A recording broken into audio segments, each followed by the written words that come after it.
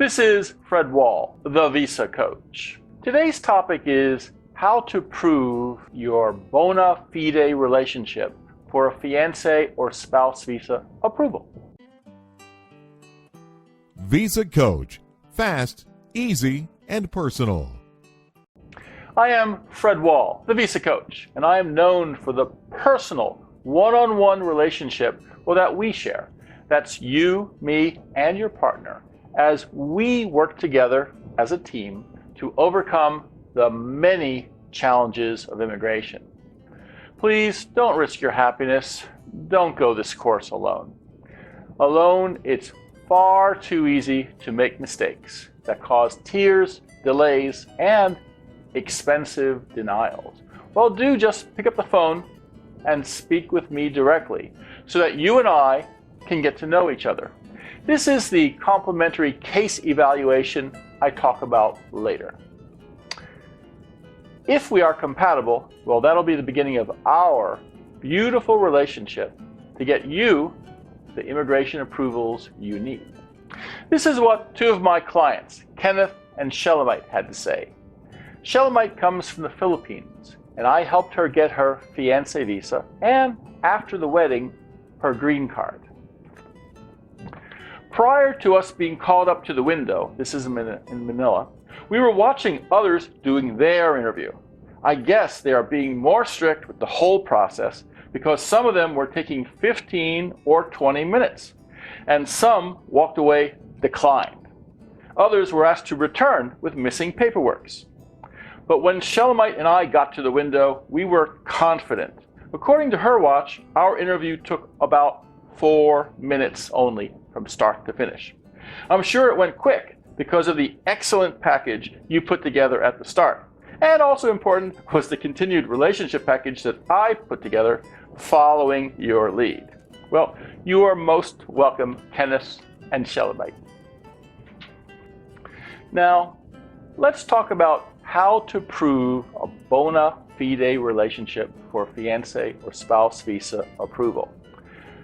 The hardest part for any couple who is embarking on applying for a fiancé or spouse visa to understand is that at the end of the day, the decision made by the consular officer reviewing the case by this interviewer who has absolute power to approve or deny is that he or she is making a subjective decision based upon appearances of your situation. Does the officer feel that in his or her opinion that you appear to be a bona fide couple? Does he or she feel you appear to have followed a similar path that other couples in your partner's country have traveled before? Does your courtship appear to follow normal and reasonable practices, timing, and so on? It's sad but true, but what is expected by the officer, well, may not match what you want to do. Problem is, the officer has all of the power. He's the boss. To be successful, to reliably get permission to come to the USA, you are best served, well, to comply with his ideas, not only yours. So I recently got a call. The first thing the caller said was, "Oh, I want to get married in Dominica next month. Can I do that?" She then spoke about how beautiful the country was, how she would have a wedding on the beach, how nice the wedding photos would be, and so on and so on. Well, I certainly am all in favor of getting married in a romantic, tropical, fun location. I got married in Las Vegas. It's all good. However, my job is to guide couples through immigration by viewing the big picture. How best to get a couple there happy ever in the USA, and not just to complement someone's wedding party arrangements. So I started by asking some questions. Where does your Dominica fiancé want to marry? The surprising answer was, well, he's not from Dominica, he's from Morocco. We have never met. We have been corresponding on Facebook, for almost 3 months. And he is significantly younger. But I want to marry right away. And we don't have any friends or family in Dominica, but I just think it's a beautiful place to marry. So instead of asking me to warn her about the many, red flags she had and to advise how to, reduce them, she only wanted my approval on the wedding venue. Well, sorry, but she was not very happy finally with the practical suggestions I made. When any application for a romance type of visa, and I view both fiancé and spouse visas in that single category of romance, the consular officer, regardless of where he is posted worldwide, when reviewing the case, always asks himself, does the timeline and progression of the romance and relationship sound reasonable in general, and specifically reasonable in light of the local culture and common local practice in this country. Certainly, he has heard of whirlwind romance. He has heard of love at first sight. He has heard it all. But in his real life, the majority of bona fide cases he and his fellow officers have experienced basically, match the following scenario. A couple has found each other. And these days, most first meet online at a dating or social website. The couple get to know each other, and they correspond, and they send messages back and forth via text, video, voice. Eventually, they travel and meet in person. Then they continue, corresponding, and maybe meet in person some more times. And then, having developed a true affection for each other, marriage is proposed and accepted. Then they announce their plans for marriage to their family and friends. Celebrations are held, such as engagement parties or wedding ceremonies, banquets. And then finally, after all this, the couple applies for a visa to allow them to live together in the USA.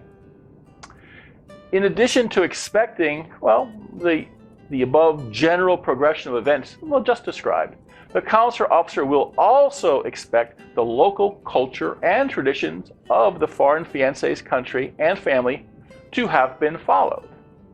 For example, in Vietnam, the U.S. consulate there regularly denies visa requests if the couple planning marriage did not wait an appropriate time, about 6 months, from the time of the marriage proposal before having an elaborate engagement celebration called Din Hong.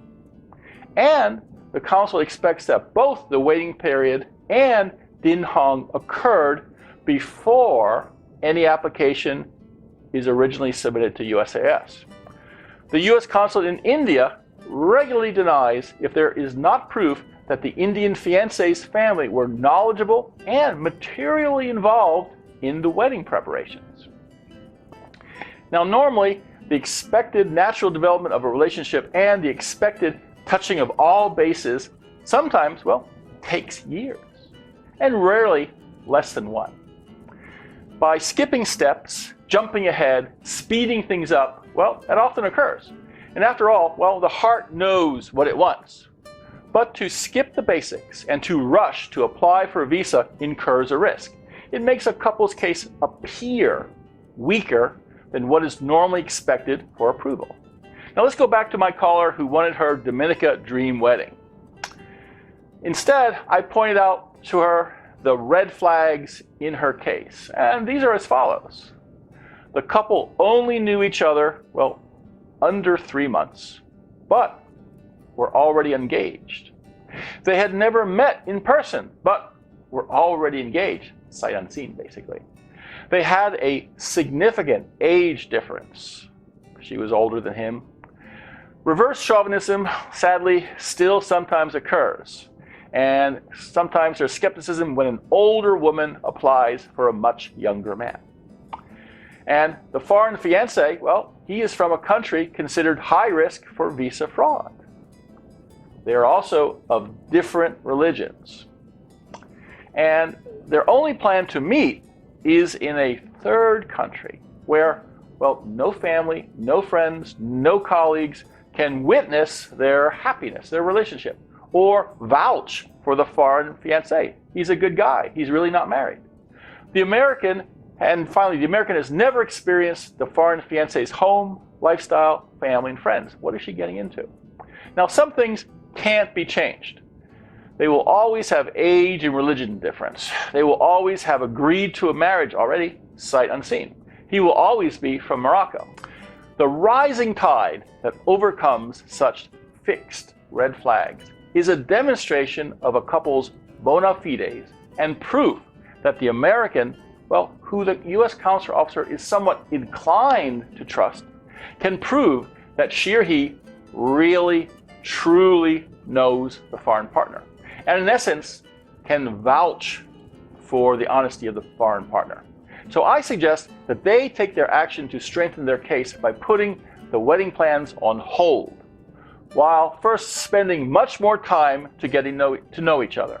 She should travel to Morocco and do due diligence to learn all about her partner, see where he lives and who he lives with, meet his family and friends, talk to his neighbors. The more time they actually spend together in person, the more the appearance of their bona fide relationship approves. Their application should definitely not be submitted before first putting in more time together. She should prepare a solid case with many months of correspondence and one or more in-person trips. Then after that, she can have a dream wedding wherever she likes. In a third country is fine, and still have the strongest case she can to obtain her partner's visa. This is in a nutshell what I do for my clients. I advise what they should do to make their case best match the consular officer's expectations. I suggest what evidences should be obtained, and finally, I comb through their evidences to prepare the best presentation to be included in the front-loaded application that, we submit to U.S. Immigration. Now, regardless of best advanced planning and my guidance, a couple's real-life story might still be wide of the best appearance for success. In such a case, all is not necessarily lost, because while the consular officer understands that the majority of bona fide cases follow a certain pattern, there will always be some cases that do not follow the pattern but are still bona fide and still deserving of their visa approval. We just have to show him. So such a case is tricky and needs extra attention. So what I do is I help the couple write a detailed letter addressed to the officer. We first identify, what he might feel seems odd or suspicious, and then we explain why the couple did what they did. We provide reasons for why, given the circumstances that what the couple chose to do was legitimate and understandable, and should not stand in the way of their visa approval. Now, this was Fred Wall, the Visa Coach. Please like or add your comments to this video, and then go to VisaCoach.com and sign up for the VisaCoach monthly newsletter. Each month, it is full of tips and advice on marriage-based immigration, and best of all, it's free of charge. And when you sign up, you get, 2 free ebooks that I've written, 120 K1 visa interview practice questions, and 5 things you must know before starting on your visa. Finally, when you are ready to get started, call for your complimentary case evaluation and speak with me directly.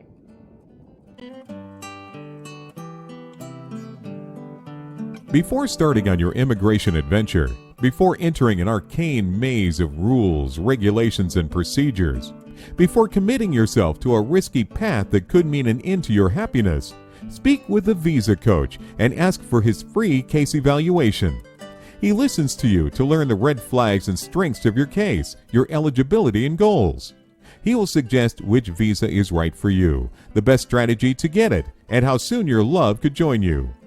Visa Coach's friendly advice and support might make the difference between approval and denial, and could save you months or years of loneliness and separation. What have you got to lose? Book your free evaluation today.